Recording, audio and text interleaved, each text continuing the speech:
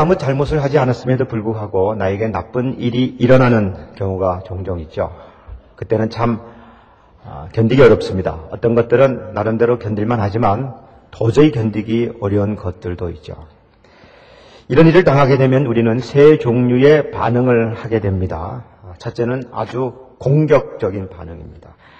즉 다른 사람을 비난하고 다른 사람에게 분노하고 복수의 칼을 가는 것이죠. 그리고 온갖 방법을 동원해서 실제적으로 복수를 하는 것입니다.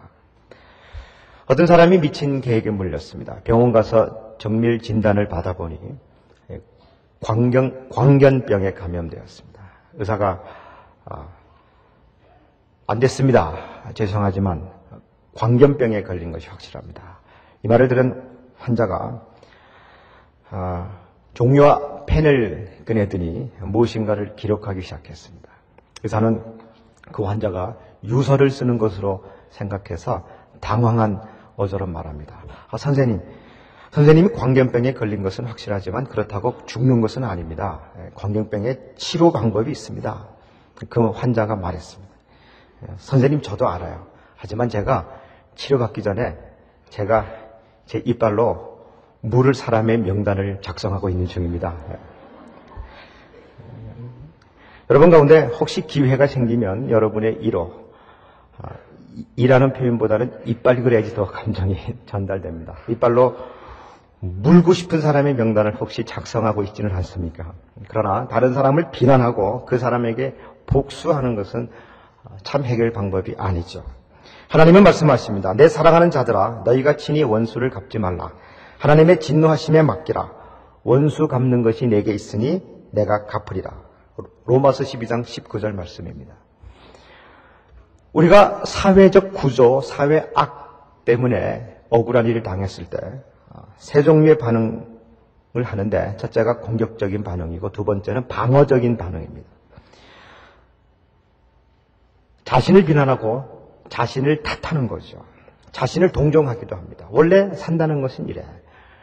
내가 못났어. 내 잘못이야. 이렇게 스스로를 탓하고 스스로를 방어하지만은 이렇게 하면서 결국은 다른 사람을 비난하고 환경과 조건과 구조를 비난하는 거죠. 셋째 방법은 무반응입니다. 또는 감정을 부인하거나 억압하는 거죠. 이것을 스칼렛 오하라 신드롬이라고 합니다.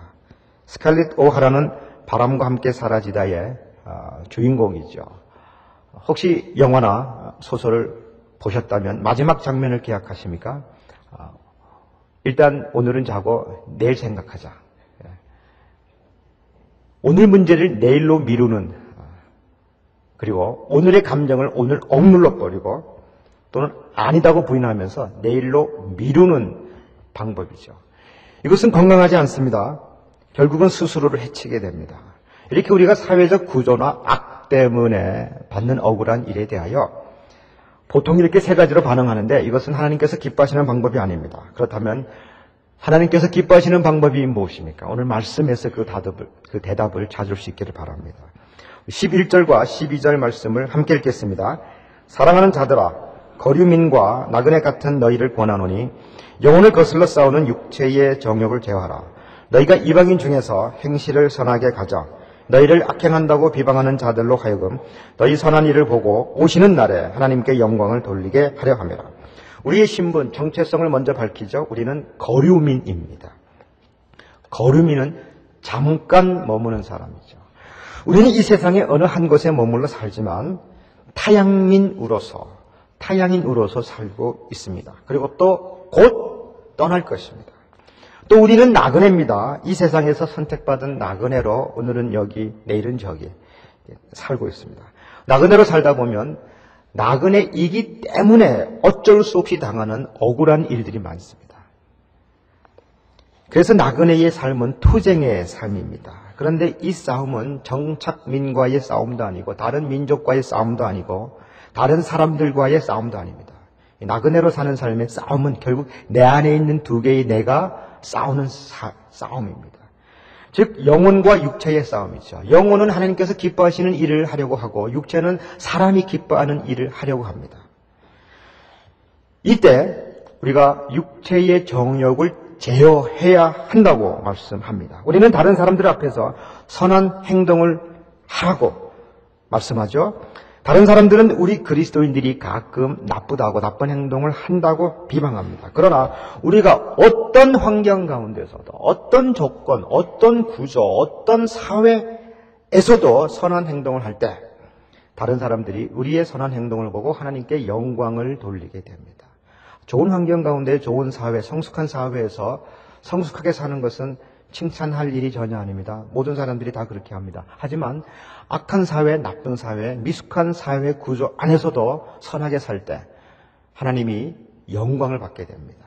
그렇게 살아야 한다고 오늘 말씀은 우리에게 권고합니다.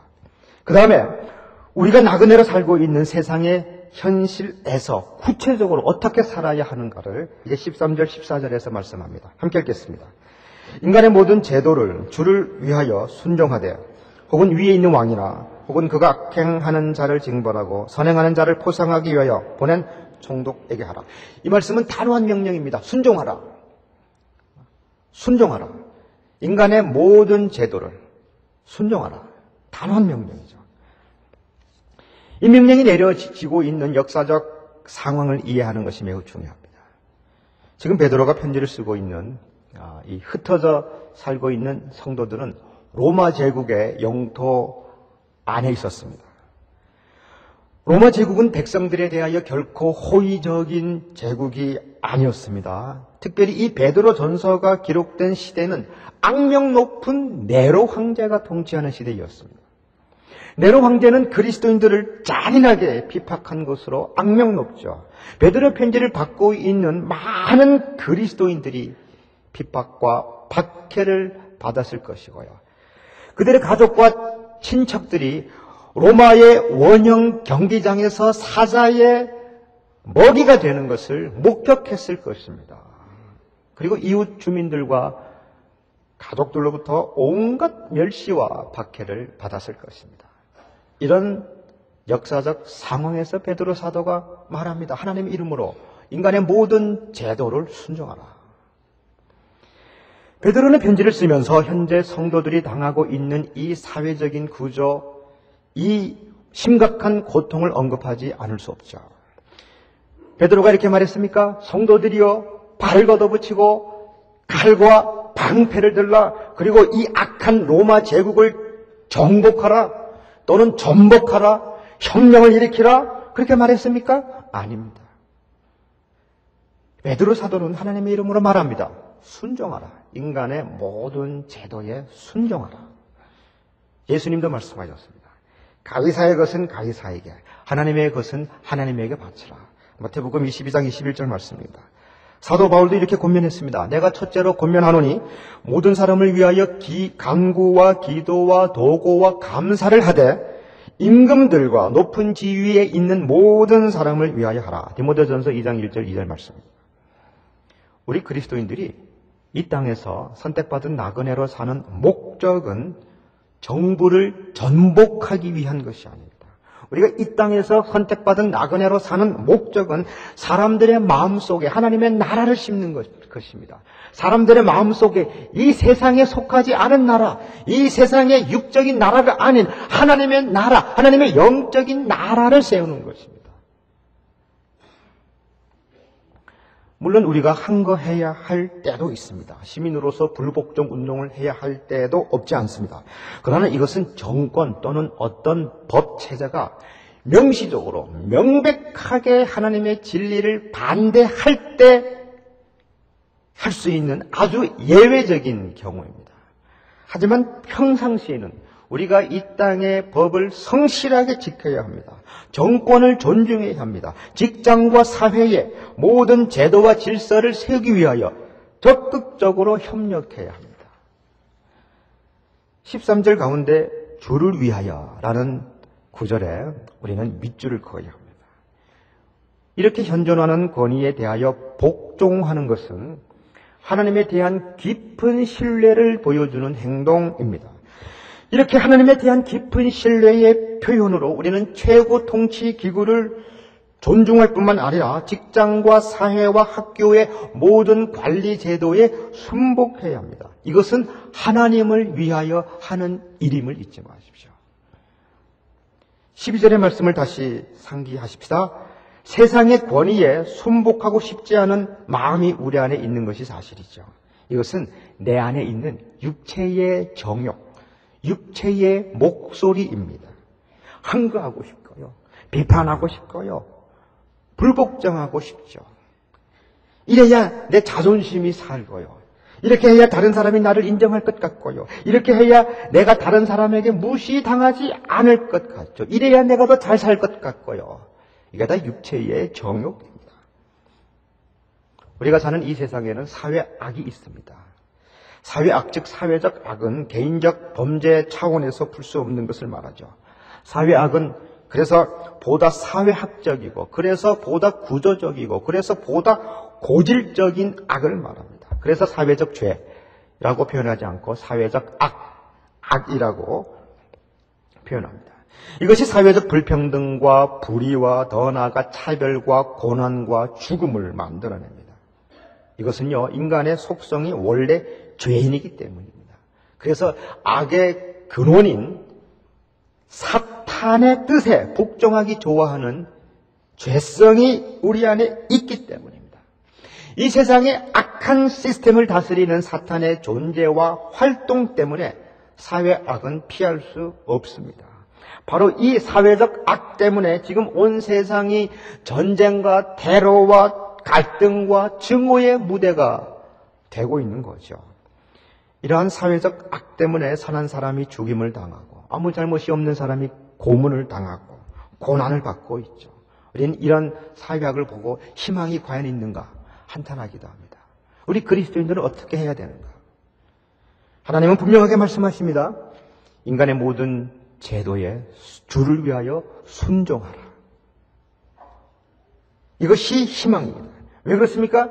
이 세상의 역사는 비록 악한 시스템이 있는 역사이지만 그래도 하나님께서 궁극적으로는 하나님께서 다스리시는 역사이기 때문입니다. 그렇기 때문에 우리가 주님을 위하여 하는 겁니다. 이 세상의 권위가 그것이 비록 악할지라도 때로는 받아들일 수 없는 권위일지라도 우리는 그 권위에 주님을 위하여 복종하는 것입니다. 주님을 위하여. 베드로 사도는 우리가 주님을 위하여 이 세상의 모든 권위에 순복하라고 명령하면서 그 이유를 구체적으로 밝힙니다. 이유가 15절에 있습니다. 함께 읽겠습니다. 곧 선행으로 어리석은 사람들의 무식한 말을 막으시는 것이라. 무식한 말을 막기 위해서 그렇습니다. 우리가 선행을 해야, 선행한다는 것은 인간의 모든 제도를 주를 위하여 순종해야 어리석은 세상 사람들이 우리 그리스도인들에 대하여 무식한 말을 하는 것을 막을 수 있다는 것입니다. 세상 사람들이 우리 그리스도인들에 대하여 갖고 있는 오해와 비난의 생각과 말과 행동을 잠재울 수 있는 것입니다. 어느 분이 동대문에서 봉제업을 경영하고 있는데요. 그분은 저에게 가끔 이렇게 말합니다. 목사님, 제가 기독교인인데요. 참 미안합니다. 저는 기독교인을 직원으로 절대 채용하지 않습니다. 제가 깜짝 놀라서 왜요? 그래요. 그분도 교회에서 직분을 갖고 있기 때문에. 왜 그렇습니까? 기독교인은 회사 일에 잘 협조를 하지 않아요. 바빠서 야간 근무를 하려고 하면 기독교인은 수요 예배니 부흥에 가야 한다고 하면서 혼자 빠지는 거죠. 마감 날짜를 맞추기 위하여 일요일에도 근무하지 않을 수 없는데 이건 주문자를 위해서. 기독교인은 줄 성수해야 한다고 하면서 성가대 해야 한다고 하면서 교사해야 한다고 하면서 빠지고 마는 거예요. 기독교인이 한 사람이라도 우리 회사에 들어오면 회사 분위기가 다 망가집니다. 제가 기독교인이지만 사업을 위해서 할 수 없이 기독교인을 직원으로 채용하지 않습니다. 일요일 근무를 자주 하는 것도 아니고요. 그것도 나를 위해서라기보단 주문한 사람을 위해서고 그 사람도 나름대로 스케줄이 있기 때문인데 비상시에 하는 건데 기독교인은 좀 협조를 해야 할 텐데 영 협조를 하지 않아요. 저는 그 소리를 들으면서 얼마나 안타깝게 느끼는지 모릅니다. 사랑하는 성도 여러분, 세상의 모든 제도에 순종해야 합니다. 주님께 하듯 하십시오. 주님을 위하여 하십시오. 직장과 사회와 학교와 공동체의 권위에 순종하는 것이 옳습니다. 그래야 세상 사람들이 기독교인에 대하여 어리석은 말하는 것을 막을 수가 있습니다. 기독교인에 대한 오해와 편견이 없어질 수 있습니다. 우리 그리스도인들은 누구보다 이 사회의 법을 성실하게 지켜야 합니다. 여러분 운전하실 때 누구보다도 교통법규에 성실하십시오. 철저히 지키십시오. 사람들이 보지 않아도 카메라가 없어도 성실하게 지키는 것이 옳습니다. 사업을 할 때도 건축을 할 때도 모든 법에 성실하십시오. 그렇지 않으면 만약에 법을 지키지 않았다가 처벌을 받게 되면 세상 사람들이 말합니다. 기독교인들이 어떻게 저럴 수 있을까? 그런 말을 없애기 위하여 우리는 이 악한 사회에서도 악한 구조 속에서도 억울한 일을 당했음에도 불구하고 당할지라도 우리는 모든 제도에 주를 위하여 순종해야 합니다. 그래야 어리석은 사람들은 무식한 말을 막을 수 있습니다. 사실 무식한 말이 아닙니다. 다 일리가 있습니다. 법을 지키지 않는 우리가 무식할 뿐이죠. 그렇지 않습니까? 우리가 이 사회의 모든 제도를 주님을 위하여 순종할 때 우리가 지켜야 할 원리가 이제 16절, 17절이 있습니다. 함께 읽겠습니다. 너희는 자유가 있으나 그 자유를 악을 가리는 데 쓰지 말고 오직 하나님의 종과 같이 하라. 무사람을 공경하며 형제를 사랑하며 하나님을 두려워하며 왕을 존대하라. 우리가 여기에 있는 원리에 대하여 바른 관점을 갖고 있는 것이 매우 중요합니다. 우리가 이 사회의 모든 제도에 순종하는 것이 우리가 순종할 필요가 있기 때문에 순종하는 것이 아닙니다. 우리가 모든 법률과 정책과 시행 세칙들과 규칙들에 대하여 전적으로 동의하기 때문에 우리가 순종하는 것이 아닙니다. 때로는 그런 것들이 비합리적일 수도 있고요. 때로는 짜증날 수도 있고 때로는 편협하게 느껴지기도 합니다. 그럼에도 불구하고 우리가 순종하는 것은 우리가 하나님의 종이기 때문입니다. 하나님의 말씀을 들어야 할 종이기 때문입니다. 순종하는 것이 하나님의 뜻이기 때문입니다. 너희는 자유가 있으나 그 자유로 악을 가리는 데 쓰지 말고 오직 하나님의 종과 같이 하라. 우리는 자유합니다. 무엇이든지 선택할 수 있습니다. 하나님의 종이야말로 이 사회에서는 진정한 자유인으로 살 수 있습니다. 우리는 그리스도인으로 말미암아 하나님 앞에서 자유인이 되었죠.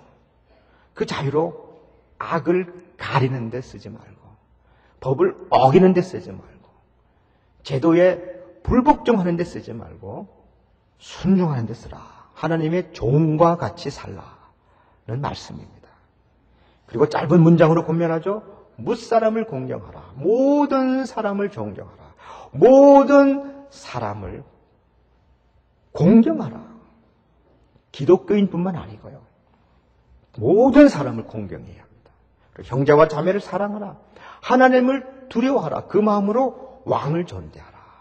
말은 권위자들을 존대하라. 여러분의 직장의 상사들과 이 사회의 지도자들과 모든 제도를 존대하는 것이 그리스도인의 윤리입니다. 이것이 그리스도인의 삶입니다.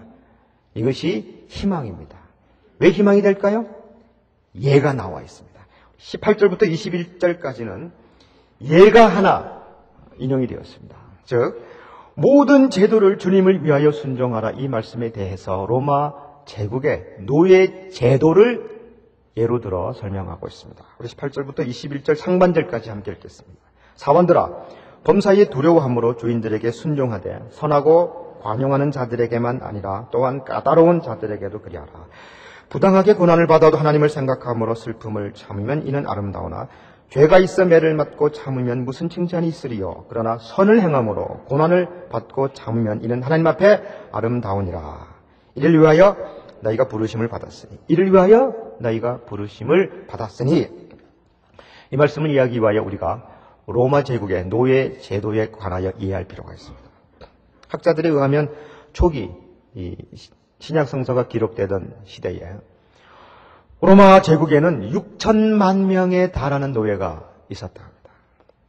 의사와 교사, 음악인, 연극, 사무, 관리 등 거의 모든 일들이 노예가 하는 일들이었습니다. 노예의 삶은 비참하죠. 그 중에 한 가지만 예를 든다면 노예는 결혼이 허락되지 않았습니다. 동거하되 아이를 낳게 되면 그 아이는 주인의 소유가 됩니다. 마치 가축이 새끼를 낳으면 그 새끼가 주인의 소유가 되듯이 말입니다. 때로는 주인으로부터 사랑과 호의를 받는 경우도 있습니다. 하지만 모든 노예는 인격체가 아닙니다. 그저 물건일 뿐입니다. 그 노예들에게 사회정의나 인권 같은 개념이 적용될 여지가 전혀 없습니다. 바로 이런 사회에서 베드로 사도는 말합니다. 노예들아, 범사에 두려워함으로 주인들에게 순종하라.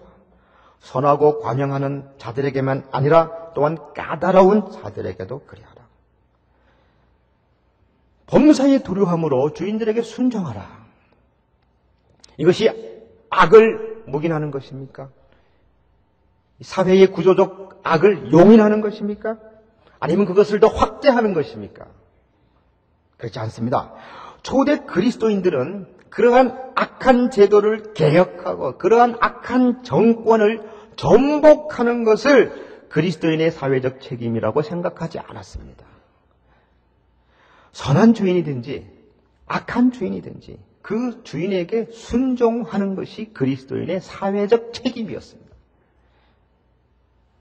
노예 제도가 나중에 어떻게 되었습니까? 몇 세기가 지났습니다. 기독교는 로마 제국의 문화 속으로 깊이 들어가게 되었고 결국은 노예 제도를 극복하게 되었습니다. 그러나 1세기에는 이러한 일이 일어나지 않았습니다. 우리는 여기에서 하나님의 시간과 우리 인간의 시간 사이에 차이가 있다는 교훈을 받게 됩니다.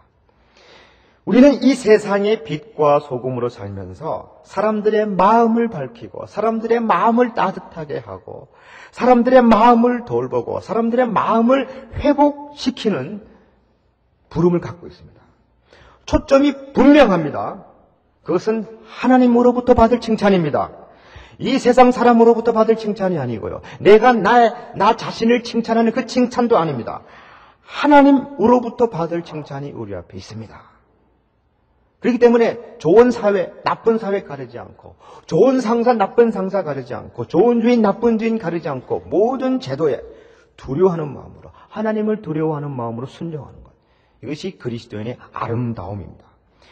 억울한 고난을 받아도 부당한 대우를 받을지라도 하나님을 두려워하는 마음으로 하나님을 생각하면서 그 고난을 참고 견디면 아름다운 것입니다.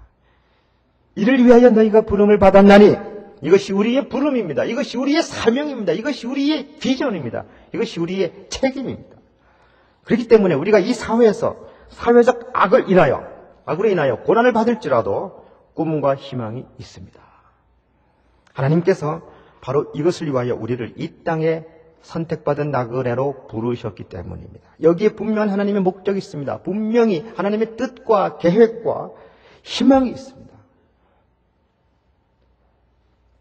베드로 사도는 사회제도 가운데 노예제도를 한 예로 들어서 이렇게 설명했죠. 이제 결정적인 예를 하나 더 듭니다. 그것은 바로 예수 그리스도를 예중으로 설명합니다. 21절 하반절부터 25절까지 함께 읽겠습니다. 그리스도도 너희를 위하여 고난을 받으사 너희에게 본을 끼쳐 그 자취를 따라오게 하려 하셨느니라. 그는 죄를 범하지 아니하시고 그 입에 거짓도 없으시며 욕을 당하시되 맞대어 욕하지 아니하시고 고난을 당하시되 위협하지 아니하시고 오직 공의로 심판하시는 이에게 부탁하시고 친히 나무에 달려 그 몸으로 우리 죄를 담당하셨으니 이는 우리로 죄에 대하여 죽고 의에 대하여 살게 하려 하십니다. 그가 채찍에 맞음으로 너희는 나음을 얻었나니 너희가 전에는 양과 같이 길을 잃었더니 이제는 너희 영혼의 목자와 감독 되신 이에게 돌아왔느니라. 그리스도는 완전하며 결정적인 모범입니다. 그리스도는 죄를 하나도 범하지 않으셨습니다. 깨끗합니다. 완전 무죄합니다. 그럼에도 불구하고 예수 그리스도는 죄인으로서 형벌을 받으셨습니다. 형벌을 받으실 때에 아무 변명도 하지 아니하셨습니다. 형벌을 받으실 때에도 하나님의 아들로서 받을 수 있는 모든 권능을 사용해서 예를 들어서 천군 천사의 힘을 동원해서 사람들을 위협하지 않았습니다. 순종했습니다. 악한 제도에 순종했습니다. 하나님께 모든 것을 맡기셨습니다. 예수님께서 이렇게 순종하셨기 때문에 어떤 열매가 나타났습니까? 바로 우리들 아닙니까? 우리가 구원받은 겁니다. 예수님의 순종으로 말미암아 우리가 구원받았습니다. 마찬가지입니다. 우리도 이 세상에서, 이 악한 세상에서, 악한 사회에서 모든 고난과 억울한 일들을 참으면서 이 사회의 모든 제도를 주님을 위하여 순종하면 다른 사람들이 하나님의 사랑을 알게 됩니다. 다른 사람들이 예수 그리스도의 사랑을 깨닫게 됩니다. 우리를 통해서 하나님을 보게 됩니다. 여기에 사회학 속에서도 희망이 있다는 것을 보게 됩니다. 이 말씀이 우리의 꿈이고 이상이고 희망이며 비전입니다. 비전이라는 것은 현재 있는 것에 대한 깊은 불만족과 앞으로 될 수 있는 것에 대한 분명한 인식이 결합된 것입니다. 현재 우리에게 악이 있다. 악한 구조가 있다. 사회악이 있다. 구조적 모순이 있다. 여기에 대한 깊은 불만족이 있어야 합니다. 그리고 미래에 이루어질 사회에 대한 인식이 있어야 됩니다. 거기에서 비전이 만들어지는 겁니다. 비전은 사회악의 이 악한 현상에 대한 강한 도덕적 분개로 시작되어서 사회적 대안에 대한 진지한 축으로 나타납니다. 예수님은 질병과 죽음과 굶주림에 대하여 분개하셨습니다. 그래서 하나님의 나라에 대한 비전을 보셨고 그것을 이루셨습니다. 여러분 사회적 악을 보십니까? 그리고 분개하십니까? 그러면 여러분이 희망입니다. 여러분이 이 나라의, 이 사회의 꿈입니다. 여러분이 이 사회의 영적 지도자가 되셔야 합니다. 섬기는 지도자가 되십시오. 이 나라에 영향력 있는 순종하는 지도자가 되십시오. 항거와 폭력과 거짓으로 다스리는 지도자가 아니고 순종과 진실과 겸손으로 섬기는 지도자가 되십시오. 이것이 사회 악을 경험하는 우리들에게 꿈과 희망이 되는 것입니다. 1968년 로버트 케네디가 42세의 젊은 나이로 암살당했죠. 이것은 우리가 오랫동안 기억할 사건이 될 것입니다. 그 후 10년 워싱턴 포스트지의 기자이면서 플리처상의 수상자인 데이빗 브로더가 이 로버트 케네디 대통령을 기리는 글에서 이런 말을 했습니다. 그를 다른 사람과 뚜렷이 구분해주는 자질은 도덕적 분개라고 부를 수밖에 없다. 그는 우리 대부분이 불가피한 것으로 받아들이는 많은 상황에 대해 그건 용납할 수 없어 라고 말했다. 빈곤, 문맹, 영양실조, 편견, 사기, 묵인 그런 용인된 사회악 모두가 그에게는 개인적 모욕이었다. 이 사회악에 대한 도덕적 분개가 지도자를 만들어냅니다. 우리 주님의 교회의 비전은 이 사회에 대한 도덕적 분개로부터 시작되었습니다.